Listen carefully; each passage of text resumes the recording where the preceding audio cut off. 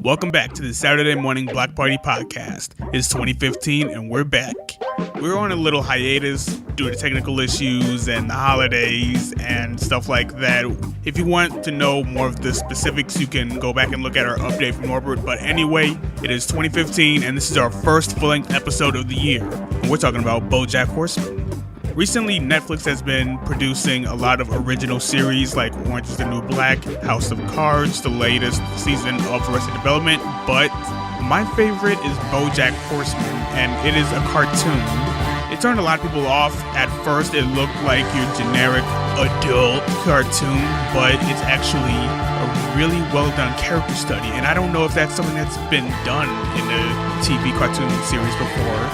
So it's really interesting to talk about. Here to discuss Bojack Horseman with me is my good friend Kii, who was also guest host on our Rest in Peace Saturday Morning Cartoons episode. Be warned, we'll be spoiling the entire series, so if you haven't watched it, I really suggest that you go and do it. Thanks for listening. I'll see you again at the end. What are your first impressions of Bojack Horseman? Okay.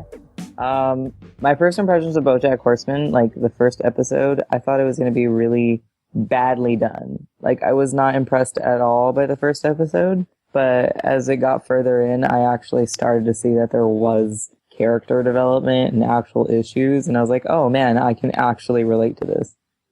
Yeah, I first saw Bojack Horseman's trailer, and it's a really badly done trailer. It tries to play up the it's an adult cartoon kind of thing, so it looks a lot like some bad unoriginal stuff you'd see on Fox or on Adult Swim. And the show is a comedy, it is funny, but for some reason they decided to use pretty bad jokes, like, it looked like one piece of crap ate a second piece of crap and crap ate a third piece of crap. Oh, which crap am I? The third? That's the worst one. That did not impress me. I actually liked it, only because, like, the way she said it. But I like that too. I like, what was her name? Princess what again? Caroline. Princess Caroline. I was about to say Catherine. See, what I liked about Princess Caroline was that she knew and she was aware, like, oh, you don't love me. You just want someone to, like, deal with your mess and blah, blah, blah. And I thought that was nice because I was like, oh, this actually addresses, like, real adult issues rather than, you know, I'm an adult and, you know, sometimes funny things happen. It's like, no, it's actually a cartoon where these characters all have pretty deep-rooted issues, like Mr. Peanutbutter's dependency. Yeah, that was impressive. That was tough. The necklace says D because I'm dependent on you. And I hope they address this in the second season. Is, what's her name? Anna? Sarah? Catherine? I'm forgetting Sarah Lynn? No. His love interest. Diane. I knew, what the hell?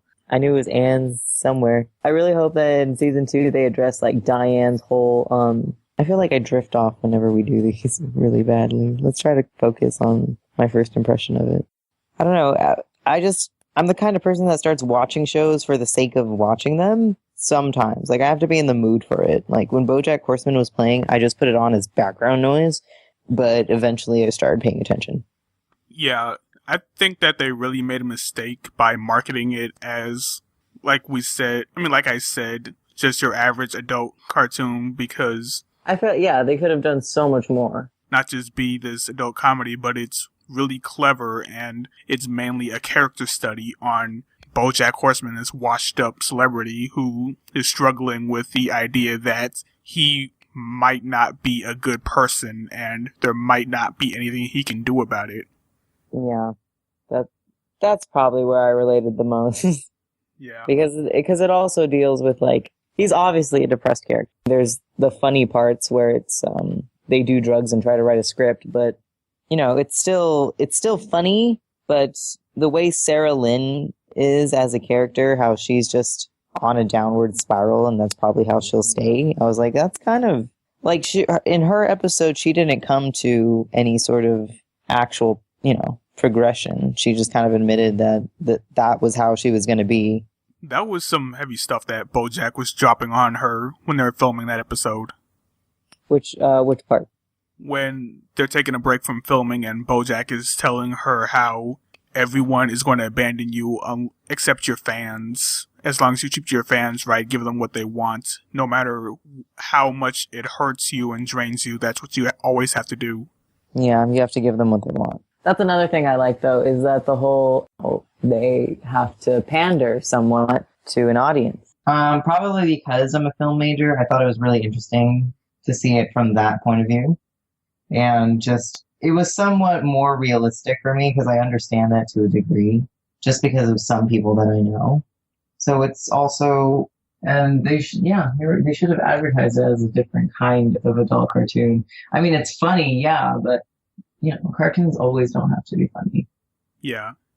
And don't get us wrong, this is a really funny show, and it's a lot more clever than you'd expect. It's hilarious. I think it's freaking hilarious. In the show's world, anthropomorphic animals and humans live side by side, and there's these two dogs in a supermarket, and... Oh, I was about to bring that up. The two dogs are like, I love chocolate, but I can't eat it or I'll die. Story of my life. That was literally like my favorite part. I was just like, oh my god, these dogs. As someone who's drawn a lot of anthropomorphic art, how did you feel about this world? How did I feel about this world? Well, I never really created my own universes, but I thought it was an interesting thing. And I like how well they took care of it. Like, no, there wasn't really like conflict between the animals or the humans. It was just like a thing that was happening and people were all right with it. I mean, we have Diane and Mr. Peanutbutter.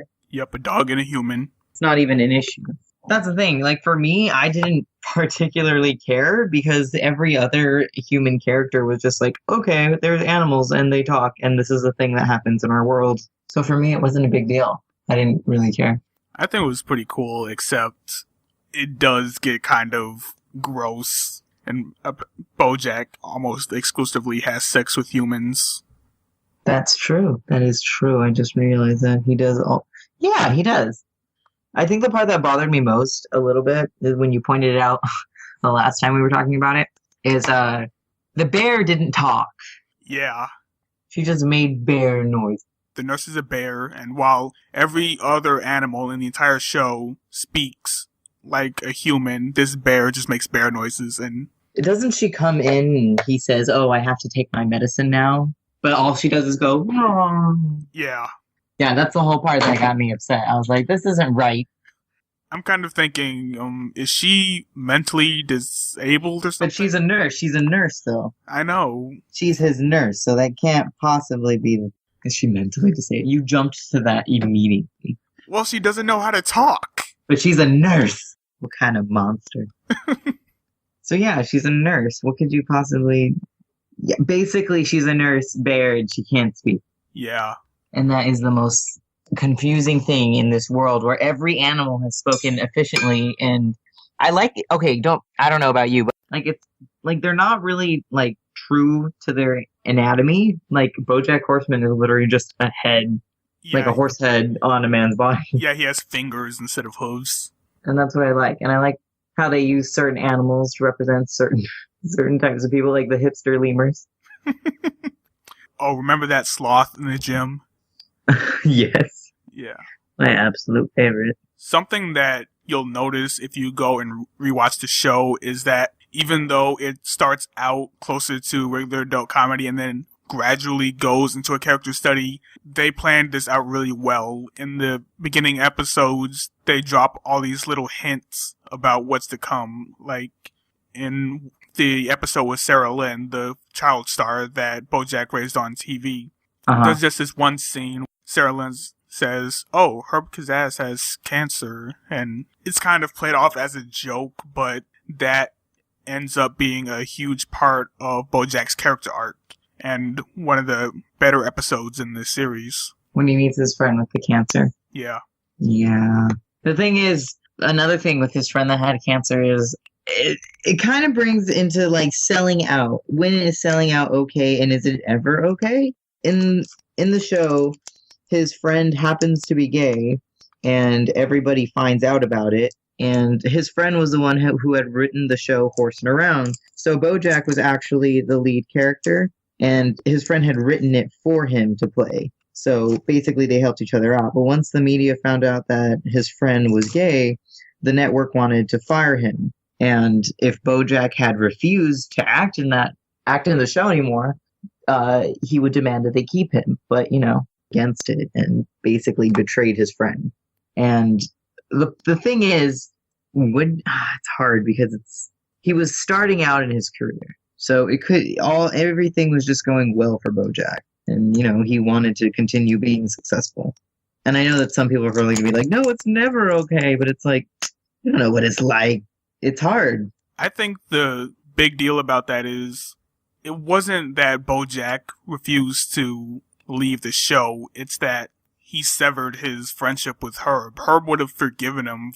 They make it clear that Herb would have forgiven him for staying on the show because he knows how important it is to Bojack. And even after he got fired from the show, he was very successful. He did a lot of charity work. He met the president. He's got a really nice house that Todd says is better than Bojack's. It is better. And he says... I like Herb's house. When Herb and Bojack meet again, he tells him that he was fine, he had a good life, but back then what he needed was a friend. He even said the job doesn't matter. But then it's also Bojack didn't get any emotional support. Like oh my gosh, his own, I wish the show went more into Bojack's family history because I wanted to know more, but maybe perhaps what they showed us was just enough. Let's start at the beginning. What was your childhood like? Normal. Normal? Yeah, it was normal childhood stuff. Here's your omelet. I'm sorry it's not as good as the omelets your secretary makes, but then you're not married to your secretary, are you? Well, maybe if my secretary also refused to get an abortion, I would be. Mommy, can I have an omelet? You're the birthday boy. Normal childhood, and then just get right into the being famous part. Because we see that his mother thought he was useless, and that his only talent was, in fact, his acting and abilities. And that his father was... What else was his father? He was a blue-collar worker and a failed novelist. Ah, yes. But they were all mean to Bojack. Yeah. Yeah, there's a scene where he's actually hiding under a table, and his mom brings him out and says he has to do a performance because it's the only thing he's good at. Yeah, she says the people want to see him dance, so he's got to give it to him, even though he doesn't feel like. Yeah, I kind of want to know how Bojack started in acting. Like, how it all began, like, what made him push towards that. I mean, we see the whole, how he got famous, but that's it. That's all we ever see him in, is horsing around. And what rank of actor even is he? Is he supposed to be a C-list or a B-list?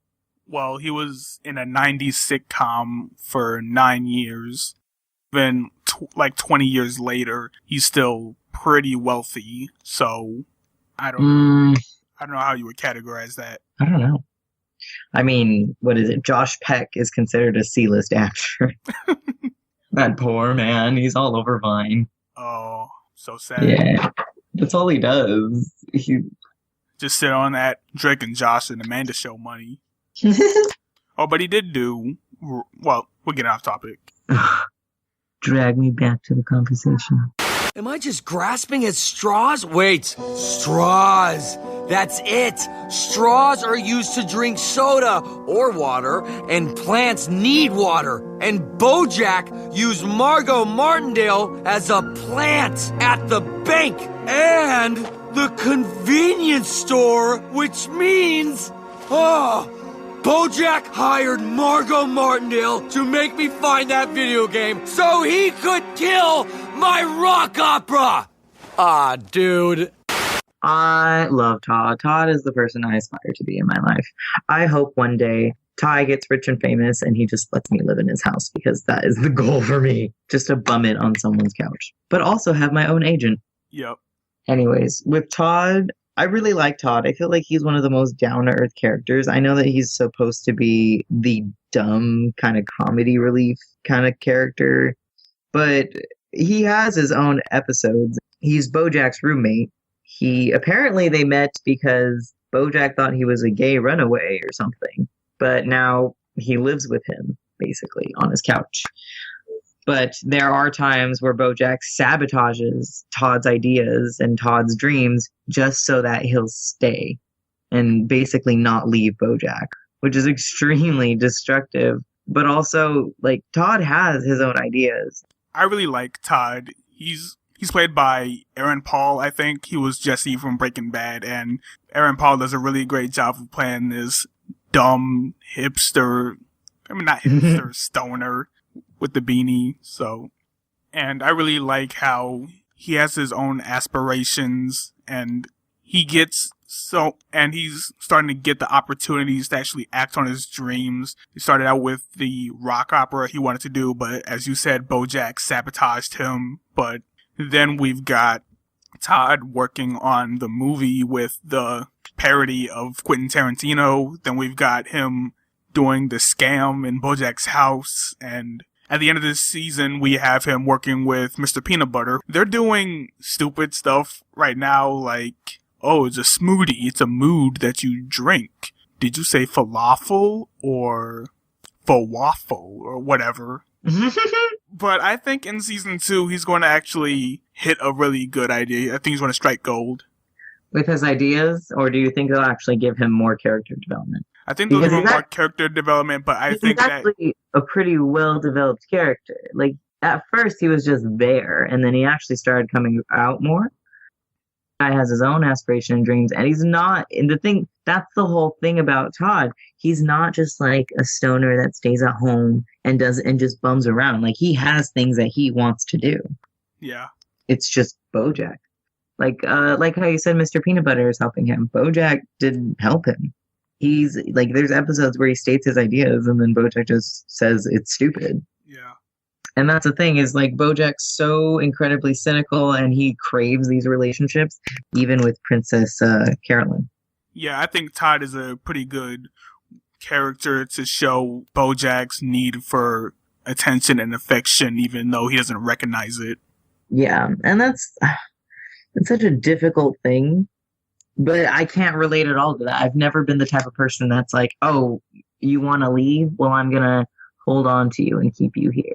I've always felt like if people want to leave, you should let them go. It's fine to miss them, but I don't really I've never been the type of person that's going to grab your hand as you're running away and be like, stop, wait. But I'm also not going to secretly do it behind your back. Yeah. But that's the thing. He won't ever say, stop, wait. He'll just go behind your back. Yeah, Bojack is really damaged. I kind of think that if Todd never came into his life, he would have killed himself already. Now, I really like how Bojack Horseman has all these... Yeah, keep going. Everyone, just about every single reoccurring character has some sort of development, and they put a lot of effort into it. Like, we already discussed Todd, and let's talk about Diane next. What do you think about her? Oh my god, I have such mixed feelings about Diane because I feel like she's the smartest character in the entire first season. I think she is meant to be the one that has the most sense. They didn't end up together in the end because I don't like forced romances. I mean, they're fine if they happen slowly, but I don't really like them. So, but also you see it in her face when Mr. Peanutbutter proposes to her. You know, it wasn't a private event like he had said it was, and she assumes these things of him and they don't happen. But she still loves Mr. Peanutbutter, which I don't understand at all. I don't understand why. You know what? I'm going to disagree with you. I don't think she loves Mr. Peanutbutter. I think that... I don't know. That's the thing. I don't think she's in love with Mr. Peanutbutter. I think there's something else going on. I honestly don't know what, but I feel like it's somewhat of a guilt or obligation. But I don't think she loves him because I feel like Mr. Peanutbutter and her are far too different. I feel like her relationship with Mr. Peanutbutter is extremely complicated. I'm not sure if she loves him or if she merely is comfortable around him. But even then, I don't see the appeal. And I don't know why those characters were put together at all. I'm hoping they'll tell us. I feel like she's afraid of being alone, and she's worried that if she doesn't marry Mr. Peanutbutter, she'll never have it as good as how it is, because Mr. Peanutbutter is a nice guy. At first I thought he was going to be a prick, but he's genuinely nice, and he's oblivious to how annoying he can be. And not only that, he's not really complex. He's easy to understand, and he genuinely cares for her. And he's not dumb though. Well, I feel like he's played off as dumb in the beginning, but then he asked Bojack, he's like, aha, is there anything I should be worried about between you and Diane? He's actually aware of what's going on.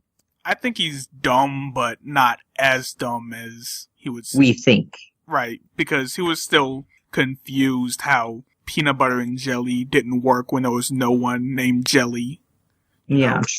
Well, true. But yeah, like you said before, I think he's smart, just, not as smart as, I don't know, I guess we think he's dumber than he actually is. Yeah. I still think I like Mr. Peanut Butter because he is genuinely nice, but I can't stand him as a, personality. Like, if I knew somebody like that, I could not stand it. Yeah, I totally empathize with Bojack and how he feels around Mr. Peanut Butter. And I feel like Mr. Peanut Butter will not admit that his show was a ripoff. And I wonder why. I'm like, do you really not see? Or is that part of your whole thing? What do you think is going to happen to Mr. Peanut Butter in the second episode?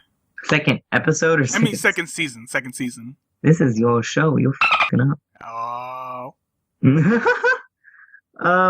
What do I think will happen in the second season? Well, honestly, I didn't know if they were going to get a second season. But when I found out, when I found out that Bojack Horseman was getting a second season, I had some mixed feelings about it because the first season was really good. So, nervous for the second one. Will it be as good, or is it just going to all go to garbage with a bunch of fan service and everyone basically ending up the way everyone thought they would? Because, I want Diane and Mr. Peanut Butter to break up, but I want them to explain why it doesn't work between them. Like, I want them to break up because I just feel like it doesn't work, and they're gonna kind of show why it doesn't. Yeah. This is kind of bleak, but I'm expecting Mr. Peanut Butter to kind of have a breakdown because...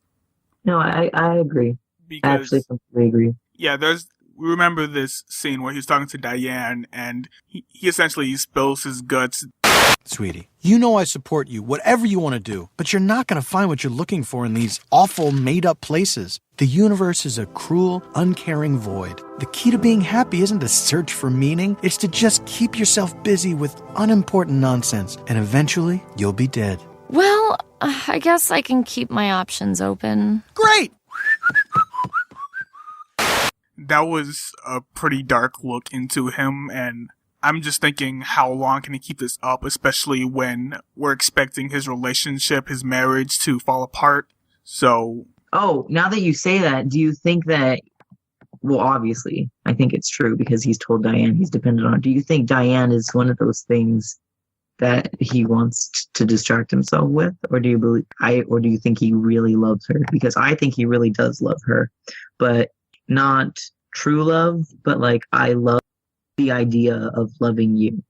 I think he genuinely cares for her. I think that she might be one of the genuine things, at least to him, in his life. And if he loses her, then everything's going to fall apart. What bothered me also was that Diane didn't tell Mr. Peanut Butter that she kissed Bojack. Maybe he'll find out. That's another thing, because, she didn't tell him. She didn't tell him that what she and Bojack did. It was just a kiss. But, I would tell my significant other, hey, you know what happened today? And then, I'd say something. Or does she feel like he's too fragile? Or does she not want to say anything because she's not sure? Yeah, that's a good question. See, that's why I'm here. I'm just kidding. I'm a terrible... But I'm a terrible person. I'm very drifty. We're all terrible people. That's why we identify with the show so much. I know. It's awful. Especially since Bojack's depressed. I love Bojack. I see a lot of myself in Bojack, and whenever I imagine my future, if in film and college and whatever, if I were to ever become emotional problems, I feel like Bojack would be the person I would end up becoming. Actually, I feel like Bojack is the ideal version of a depressed celebrity who doesn't really know who they are, especially in writing and, writing stories and whatnot. Usually every single movie has the same ending, just in a different form, but the content is all the same. Either the ending is, I love you, and also, I now know who I am. It is both of those things in different characters, in different forms. Yeah, I feel like it's actually flipped for Bojack, because instead of I know who I am, it's... No. That is the concluding point. That is the thing that we as humans are trying to reach, because we as human beings do not know who we are. Like, can you tell me honestly? You're like, I know who I am. As in, like, an intro perspective feeling or whatever. Introspective, there we go. As an introspective view, love and finding out who we are inside is really the goal of almost every person on earth, is discovering who you are and finding someone to love, whether it's platonically or romantically, but those are usually the things we as humans search for. And there is a lot of that in Bojack Horseman. Yeah, I feel like Bojack kind of flips the movie endings when they try to answer those questions or come to those conclusions, because instead of I love you, it's I really wanted you to like me. And instead of I know who I am, it's I'm responsible for my own happiness and I'm not sure how to feel about it. Not I love you, because that is the broad statement. Like, oh, every movie's about... It could be familiar love. It could be, even just understanding. And that might have been what it was on the rooftop. It wasn't, I love you. It was, Bojack's search for who he is. And, Diane does that also. Like, his whole autobiography is also him not addressing his own problems. And then the whole I love you may have been his understanding with Diane on the rooftop that, he wanted her to like him. Maybe. I think she cares for him, just not in the same way. Yeah. And that's really the only thing. I mean, everybody wants the same thing, essentially. To find out who they are and to be loved, or to be able to love. They're together. Like, even if it's, I'm trying to find out who I am, for some it's, I can't love until I discover who I am. And that might be where they go in season 2. Another prediction I have for season 2, other than Mr. Peanutbutter having a breakdown and Todd having a breakthrough, is that we're going to see more of the Horsing Around cast, and we're going to get more of the backstory on that. 3 little orphans, 1, 2, 3, without a home or a family tree. Until this horse said, live with me. And now we've got a new family.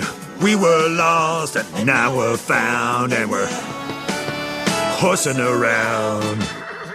I actually read somebody's kind of prediction online. Yeah, we're going to get to the Christmas special, but somebody's prediction was that we already saw Sarah Lynn, the little girl who pretty much went the Britney Spears or Lindsay Lohan route. Lindsay Lohan. She's supposed to be Lindsay Lohan. Okay. I think. But basically, she's a representation of every young child star who went south. Yeah. I read somebody made a prediction that the other 2 children in the show, the brother and the big sister, one of them is going to be still in acting, but as a quote-unquote respected actor doing serious stuff. And the other one is just going to be out of show business completely. And hopefully we'll get to see Bojack interacting with them. Hope it's not. You know which one I'm talking. I actually hope he's the serious actor. I was thinking about that. I was like, I kind of hope he's a serious actor. And I hope that he's ashamed of... like, oh God. I want him to see himself in the old show at Bojack's house and then be like, what was I thinking? Oh my gosh, who wrote this? I want something in there to talk about how his middle name affected his career, because his middle name is literally Hitler. How did you find this out? Is it on the Horsing Around credits? Yeah, it's in the opening sequence. Oh my goodness. I didn't even notice. I never noticed. Hitler. It makes sense. Does it? We hate this kid. We hate Hitler. So I guess we should start talking about the Christmas special, Sabrina's Christmas Wish, horsing around. Okay, but before we get to the special, let me address one of the. Oh gosh, should we talk about the stealing the D and Mr. Peanutbutter stealing his thunder? Sure. What do you want to say about it? Just that is one of the times where Mr. Peanutbutter is like an asshole. Yeah, I think that scene really. It was also a little bit of a look into Mr. Peanutbutter. He's not as innocent and dumb as we think. Because that was deliberate. He deliberately tricked Bojack with that. He didn't think, oopsie daisy, I accidentally took credit for this and made it into a romantic gesture. It was on purpose. Yeah, true. But, Diane doesn't like any of that stuff. Yeah. Like, Diane doesn't like the spotlight, so I wonder why she's there in the first place. Yeah, I really do hope that they explore that because she doesn't seem really superficial at all. She's constantly saying how she doesn't like, the media and the cameras and, basically being on blast. But he loves it. That's his thing. Remember the BuzzFeed writer? Yes. That was, as someone who's done a little bit of freelance writing online, I absolutely loved that. He looked exactly how I imagined BuzzFeed writers, and he is just such a joke. Oh, I'm doing research for a BuzzFeed article. You don't do research for BuzzFeed articles. No, you do not. You want me to sum up 90% of BuzzFeed articles? Kill it. Hey, remember that thing? That's it. That's the article. Oh, you killed it. They're crying home to their mama. Take that, BuzzFeed. He just fucking owned your... I hope BuzzFeed gets a hold of this. Yeah, I could use the extra hits. So, calling you out, BuzzFeed. Starting an internet beef. Okay, so let's talk about the Christmas special. Jesus. Bojack Horseman is the story of a washed-up sitcom actor, and the show was called Horsing Around, where a horse, played by Bojack Horseman, had to adopt 3 children who were orphans. A series within a series. Yeah. And for the Christmas special, they decided to show us an episode of the series, Horsing Around. An episode of them watching an episode. Yep. Of Horsing Around. Now, first of all, when I heard Bojack Christmas special, I remember seeing a promotion screen cap of Bojack with a Christmas hat on, and I thought, oh, we're going to have a Christmas special about Bojack being alone, a celebrity, blah, blah, blah, and we were going to get into that. Instead, we were treated with Bojack Horseman and Todd basically bonding over a Christmas special of Horsing Around. And that's what happened. The episode is about the youngest girl, I think her name was Sabrina, played by Sarah Lynn. She never celebrated Christmas before because she was an orphan, so Bojack was really determined to make... Apparently they don't have Christmas in orphanages, apparently. Yeah, they just decide not to beat them on those days. Jesus. I've been to orphanages, Jesus. And Bojack tells her about Santa. For Christmas, she wants Santa to bring her parents back, but the thing is... They're dead. Yep, they're dead. She's Batman. And that's pretty much the episode. Bojack is trying to make it a good Christmas, and... His boss is mean, and... Yeah. You don't come into work, you're like... Those kids are distractions. He's like, no, sir, they're the best thing that ever... Basically, very sitcom-y, typical. Like, it's exactly what you would think it would be. These sitcoms, they're just so goofy and ridiculous. How much do you love the boy, the brother? Trends come and go, but give me a pair of sensible winter socks, and for years to come, I can keep my Tootsies toasty. Okay, when we watched this episode, we watched this episode together, and I remember every time he came on screen, audibly groaning and saying I hated him. He was amazingly annoying. Amazing, because I don't really get annoyed. I'm not really easily annoyed. That's one thing, and most people know that. It's hard to annoy me. I'm pretty mellow. But this fucking kid fucking made me so mad. I swear to God, I wanted to go to the studio Because I was angry. It was ridiculous. He was constantly saying bad jokes, and his voice was the moment his voice came out of his mouth, I wanted to die. And I was like, this is terrible. I hate this. Don't you love his catchphrases? Oh, doesn't he have multiple that he tries to make popular?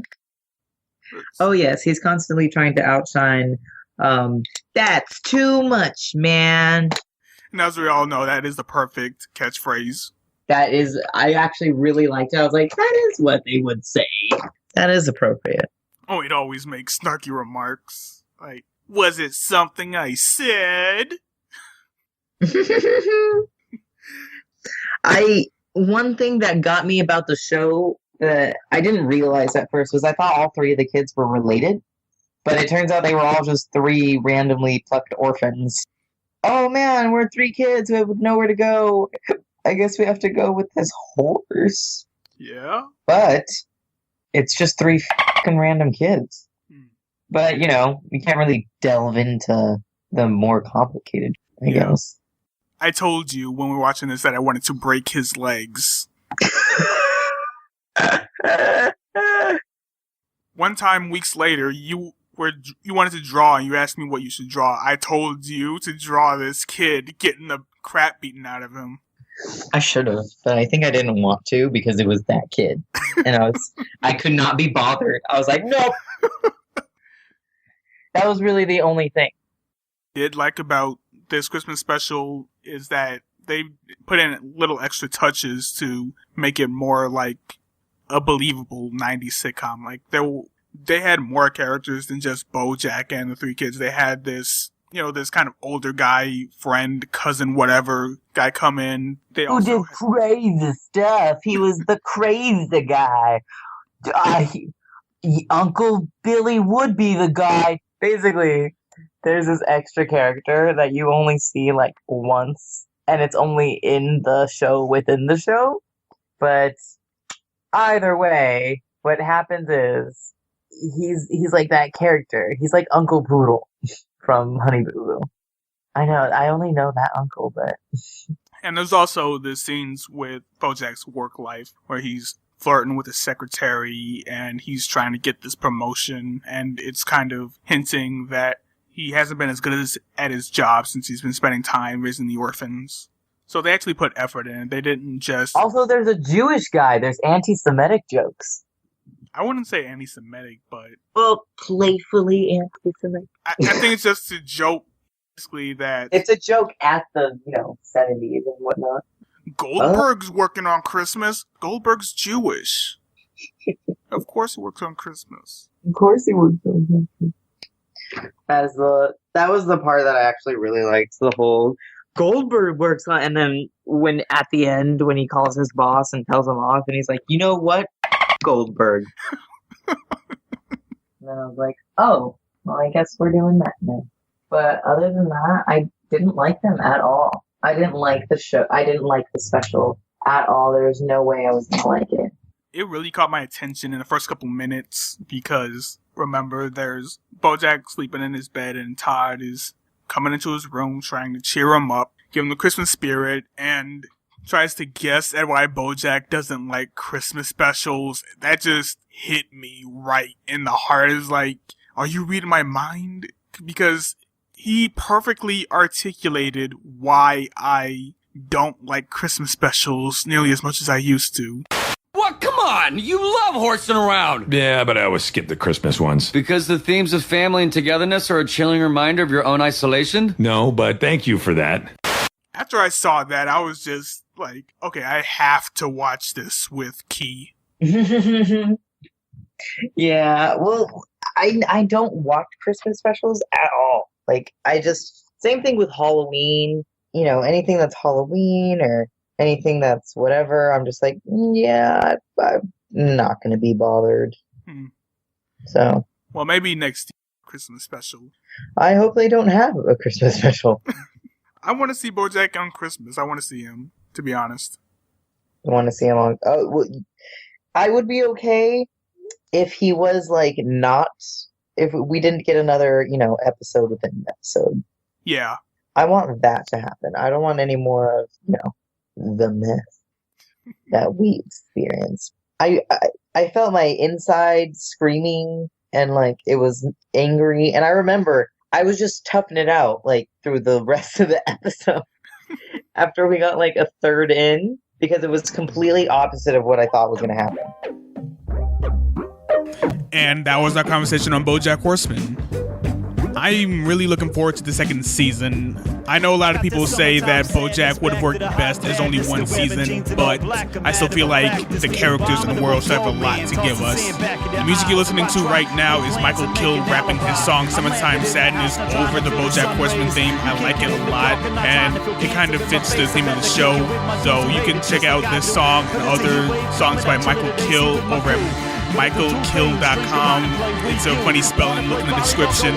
And make sure to keep up with us on SaturdayMorningBlockParty.com. Subscribe to us on iTunes, like us on our social media. You can find all those links in the description.